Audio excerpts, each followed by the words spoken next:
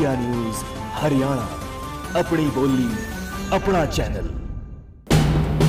लोकतंत्र के महाभारत में एक और होंगे हमारे सीधे सवाल, दूसरी ओर होगी जवाबों की ढाल। क्या तीखे सवालों से बच पाएंगे महारथी? लोकसभा चुनावों पर विशेष 14 का चक्रव्यूह। अब आप खुद सोच सकते हैं कि क्यों कहा जाता है अपने प्रदेश को हरियाणा वासियों। 10 अप्रैल के दिन सोनिया जी और राहुल जी के नाम पर, हुड्डा जी के काम पर बटन दबाएं हाथ पर।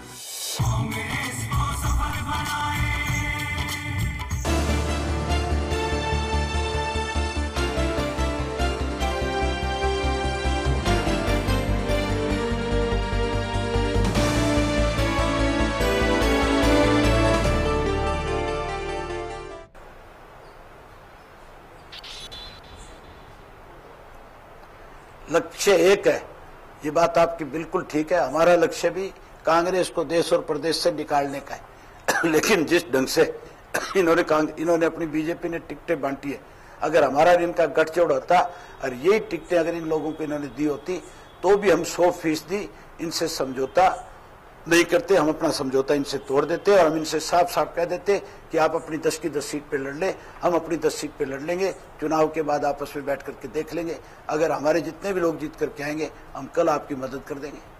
अभय चौटाला जी, एक सवाल और उठ रहा है। बीजेपी के तमाम नेता ये कह रहे हैं कि आप चुनाव प्रचार में नरेंद्र मोदी के नाम का इस्तेमाल कर रहे हैं। गोहाना रैली में खुद नरेंद्र मोदी को ये कहना पड़ा कि इन्हें लोग आपका नाम तो नहीं लिया पार्टी का, लेकिन कहा कि कुछ पार्टियां भ्रामक प्रचार कर रही हैं उनके नाम पर, उनसे सावधान रहने की जरूरत है। इस पूरे घटनाक्रम को आप कैसे देखते हैं?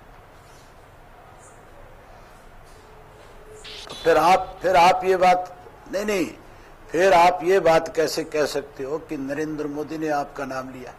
उन्होंने नाम ही नहीं लिया हमारा, तो फिर आप ये कैसे कह सकते हो कि हम उनके नाम नहीं लिया? इशारा चौधरी देवीलाल के नीतियों के नाम के वोट मांगते हैं। चौधरी ओम प्रकाश चौटाला की नहीं, इशारे की बात थोड़ी। इशारा तो किस आदमी का किसकी तरफ हो वो एक अलग इश्यू है। लेकिन हमारी जो पार्टी है वो कोई आज की पार्टी नहीं है। हमारी पार्टी बहुत पुरानी पार्टी है। हमने हमेशा चौधरी देवीलाल की नीतियों के नाम पे वोट मांगे हैं। हमने चौधरी ओम प्रकाश चौटाला के संघर्ष की लड़ाई को लोगों के सामने ले जाकर के बताया। हमने आज प्रदेश के अंदर जो हालात है वो सारी बातें लोगों के सामने रख करके वोट मांगने का काम किया है। और हम आज भी जो वोट मांगते हैं तो पहले चौधरी देवीलाल के इस प्रदेश और देश में किए हुए काम बताते और गिनवाते हैं कि चौधरी देवीलाल के वक्त में इस प्रदेश में क्या हुआ। और चौधरी देवीलाल जब प्रधानमंत्री बने उन्होंने देश में किसान को किस किस तरह की सुविधाएं प्रदान करने का काम किया। उसके बाद हम लोगों से कहते हैं कि फैसला आपने करना है, वोट आपका है, आपके फैसले के मुताबिक वोट मिलने।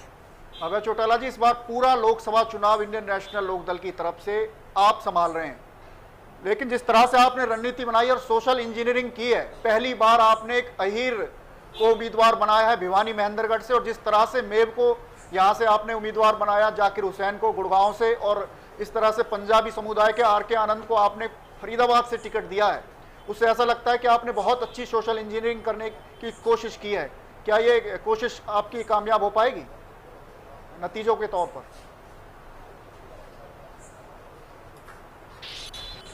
हम 100% इस चुनाव को जीतने का काम करेंगे। मैं आपको एक चीज और बता देता हूं, हमारा हरियाणा प्रदेश छोटा प्रदेश है। यहाँ पे लोकसभा की 10 सीटें थी।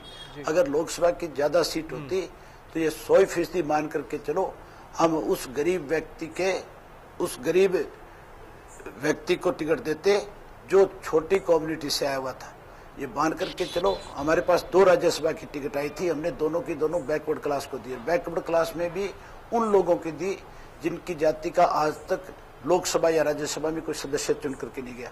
हमने एक कश्यप को टिकट दी और एक टिकट हमने कुम्हार जाति के हमारे रणवीर सिंह गंगवा को दी। जब वो जीत करके गए थे तो उनको पूरे देश से बधाई संदेश आए थे और चौधरी ओम प्रकाश चौटाला का सबने धन्यवाद किया था कि आपने पहली दफा ये सोचा कि कुम्हार जाति के किसी व्यक्ति को टिकट दे करके आज पूरे कुम्हार समाज की आवाज उठाने वाला कोई व्यक्ति लोकसभा में आया। हमारे पास तो 10 सीटें थी, लेकिन विधानसभा के जब चुनाव होंगे हम 100 का 100% हर जाति विशेष वर्ग के लोगों को विधानसभा में ले जाने का काम करेंगे, ताकि वो अपने अपने समाज की बात को विधानसभा में उठा सके। और विधानसभा में जब वो अपनी बात कहेंगे तो कम से कम उस समाज के लोगों को पता लगेगा कि आज तुम्हारी आवाज बुलंद करने वाला भी कोई सदस्य विधानसभा में बैठा है। ये तो कांग्रेस पार्टी की परंपरा रही है, ये और दूसरी पार्टियों की परंपराएं रही होगी जो किसी धनवान व्यक्ति को टिकट देने का काम करती है। हमारे पास तो सैकड़ों करोड़ रुपए लेकर के लोग आए थे कि हमें राज्यसभा का टिकट दे दो। हमने उनसे हाथ जोड़ के कह दिया था कि भाई हमारे यहाँ पे टिकट पार्टी के कार्यकर्ता को मिलती है, हमारे यहाँ उस व्यक्ति को टिकट दिया जाता है जो पार्टी के लिए काम करता है। हम अपनी पार्टी के कार्यकर्ता को टिकट देने का काम करेंगे। आज भी हमने जो 10 टिकटें अपनी दी है वो पार्टी के कार्यकर्ताओं को दी है जो पार्टी के लिए पिछले लंबे समय से काम कर रहे हैं। कुलदीप बिश्नोई का कहना है कि वो सत्ता में आए तो पूरा का पूरा चौटाला परिवार तिहाड़ जेल में दिखेगा। ये इस प्रकार के बयान और इस प्रकार की राजनीति जो प्रदेश में शुरू हुई है, इसको आप क्या समझते हैं कि ये राजनीति की गिरावट है या ये सच्चाई हो सकती है?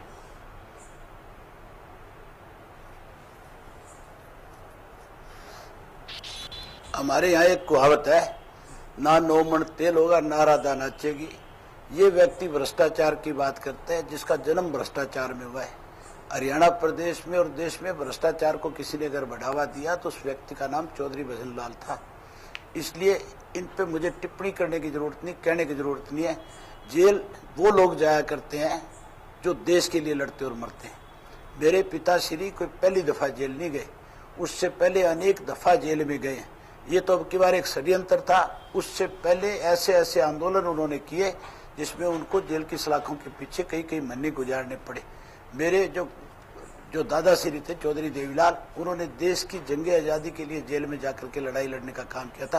ये कुलदीप बिश्नोई तो जिस परिवार में पैदा हुआ है उस परिवार ने इस देश के अंदर, इस प्रदेश के अंदर सबसे ज्यादा भ्रष्टाचार को बढ़ावा देने का काम किया है। इसके भाई ने जो कुकर्म किए, इसके फादर ने जिस किस्म के कुकर्म पहले किए थे, अगर उस वक्त में आपका मीडिया एक्टिव होता तो इसके फादर तो कभी के जेल के अंदर बंद हो जाते। जिन पे 376 के मुकदमे बने थे वो लोग आज ये कहते हैं कि इनका पूरा परिवार जेल चला जाएगा। अबे जी अच्छा चलिए ये बताइए मुझे कि जाट आरक्षण पे इनेलो पार्टी का क्या स्टैंड है? आपको कहीं ना कहीं ये तो ठीक है कि अब आपने पुराने अपने अनुभवों के आधार पे आपने कुछ अपनी छवि को, इनेलो की छवि को बदलने का प्रयास किया है। कहीं ना कहीं इनेलो को जाटों की पार्टी माना जाता था और शायद इसीलिए मुझे लगता है कि कांग्रेस ने ये आरक्षण देने का काम किया। आप इसको एक राजनीतिक स्टंट बोलते हैं या ये वाकई में ही जाटों को लाभ पहुंचाएगा और इनेलो से जाटों को अलग कर पाएगा?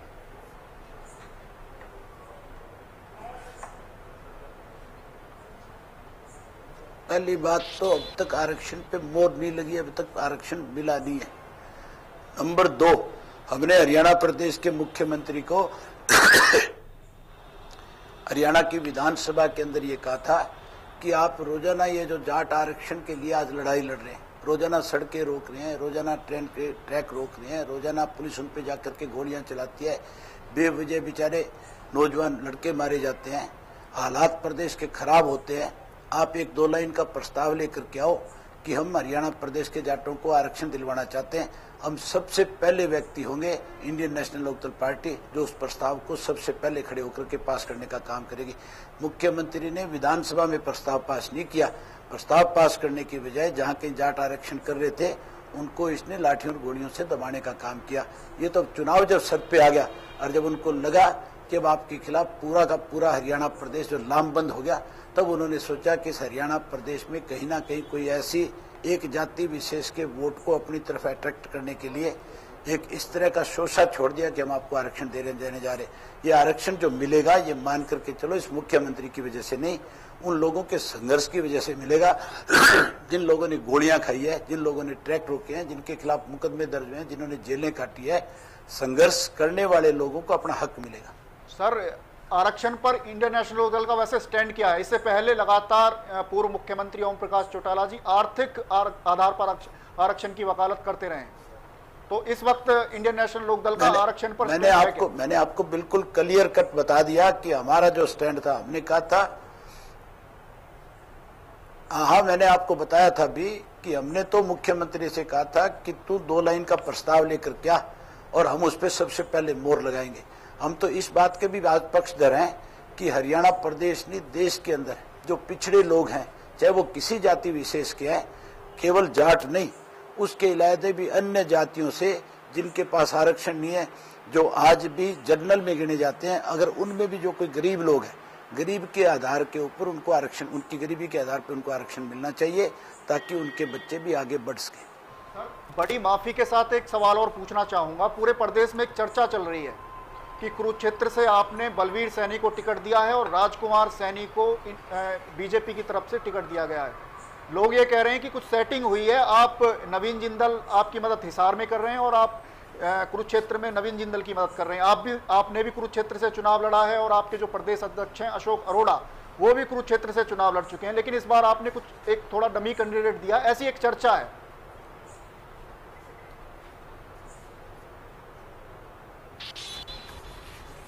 आपने एक बड़ा बेबुनियाद सवाल किया है। नहीं, मैंने कहा सवाल नहीं है सर, एक चर्चा पूरे प्रदेश, जवाब मिलना चाहिए। मुझे बड़ी हैरानी है, संदेश जाना चाहिए। आप जैसा जर्नलिस्ट, मेरी बात सुने आप, पहले आप मेरी बात सुने। आप जैसा जर्नलिस्ट अगर इस किस्म के सवाल किसी से करेगा तो लोग ये सोचेंगे कि शायद आपको भी किसी ने ये सवाल लिख करके दिया होगा कि आप ये सवाल उनसे पूछना। नहीं सर, लिखा नहीं है, चर्चा है पूरे प्रदेश में, तो उसका जवाब मिलना चाहिए, साफ होना चाहिए कि ऐसा नहीं उलझ करके खड़े ना हो जाए। हम 10 सीटों पे, सुन ले आप पहले बात सुने मेरी, आप बात सुने, अपनी बात को लोगों के बीच में, लोगों के मुंह में डालने की कोशिश ना करें। हमने 10 कैंडिडेट खड़े किए हैं। हमारे लिए कुरुक्षेत्र की सीट भी उतनी महत्वपूर्ण है जितनी हिसार की सीट है। अगर हिसार, कुरुक्षेत्र में मेरी ज्यादा जरूरत होगी तो मैं हिसार का चुनाव छोड़ करके कुरुक्षेत्र में अपने प्रत्याशी की मदद के लिए जाऊंगा। आपको इस तरह की बात कतई नहीं करनी चाहिए। रही बात वहां पे जो कैंडिडेट बीजेपी का दिया है, वो बीजेपी का जो कैंडिडेट है वो डमी कैंडिडेट है। वो बीजेपी का कैंडिडेट, वहां लोग चर्चा करते हैं कि जिंदल खरीद करके लेकर के आए बीजेपी से, उसके बारे में तो यहाँ तक की चर्चा है कि पैसे से आई हुई टिकट। मैं इसी तरह, चलिए मैं पूछना चाहता हूँ अभय जी, आप लोगों का, जब आपने भी इस चीज को स्वीकार किया कि कांग्रेस मुक्त प्रदेश और देश चाहते हैं आप दोनों की लड़ाई में कहीं कांग्रेस को लाभ तो नहीं हो जाएगा?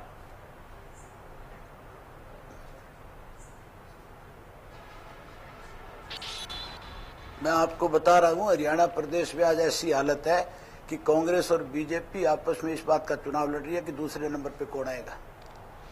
ठीक है अभय जी, आज आईएनडी जो है 10 की 10। ठीक है, चलते सर एक सवाल और है जो पूरा प्रदेश जानना चाहता है। 3 या 4 महीने बाद विधानसभा का चुनाव होना है और लोग ये कह रहे हैं कि आप भी मुख्यमंत्री के तौर पर प्रोजेक्ट हो सकते हैं इंडियन नेशनल लोकदल की तरफ से, क्योंकि और उनके पास कोई विकल्प नहीं है। क्या ऐसा माना जाए कि आप मुख्यमंत्री के तौर पर आगे दिखाई दे सकते हैं? आप ये मान करके चलो, कोर्ट का फैसला जल्दी आएगा। इस 4 तारीख को केस कंक्लूड हो जाएगा, उसके बाद फैसला रिजर्व हो जाएगा और हमें कोर्ट के ऊपर पूरा भरोसा है कि कोर्ट से हमें न्याय मिलेगा। नहीं सर, आप वैसे जिम्मेदारी संभालने के लिए तैयार हैं या नहीं है? चौटाला होगा। हमारी पार्टी में चौधरी ओम प्रकाश चौटाला के सिवाय कोई दूसरा व्यक्ति ये बात सोच भी नहीं सकता कि वो प्रदेश का मुख्यमंत्री बने। ठीक है अभय जी, चलते चलते आखिरी सवाल और बहुत इंपॉर्टेंट सवाल, मुझे ये बताइए कि इस चुनाव के बाद अगर इनेलो जीत के आती है, सांसद उसके चुने जाते हैं, तो क्या नरेंद्र मोदी को समर्थन दिया जाएगा प्रधानमंत्री पद के लिए?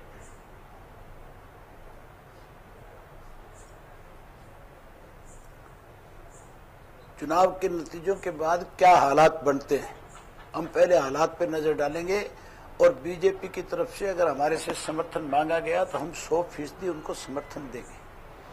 आपका बहुत बहुत धन्यवाद अभय जी, इंडिया न्यूज हरियाणा के साथ जुड़ने का और 14 के चक्रव्यूह में भाग लेने का। इंडिया न्यूज हरियाणा की तरफ से आपको ढेर सारी शुभकामनाएं, धन्यवाद। ये थे अभय सिंह चौटाला, इनेलो के वरिष्ठ नेता 14 के चक्रव्यूह में।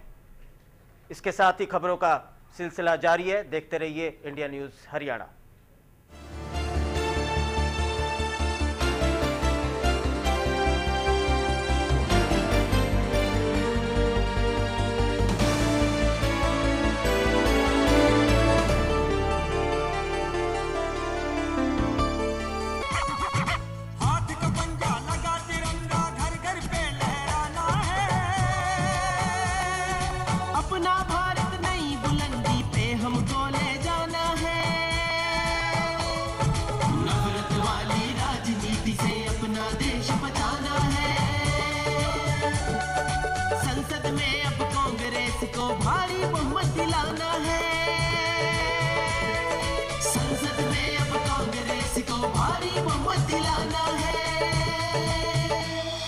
हरियाणा वासियों 10 अप्रैल के दिन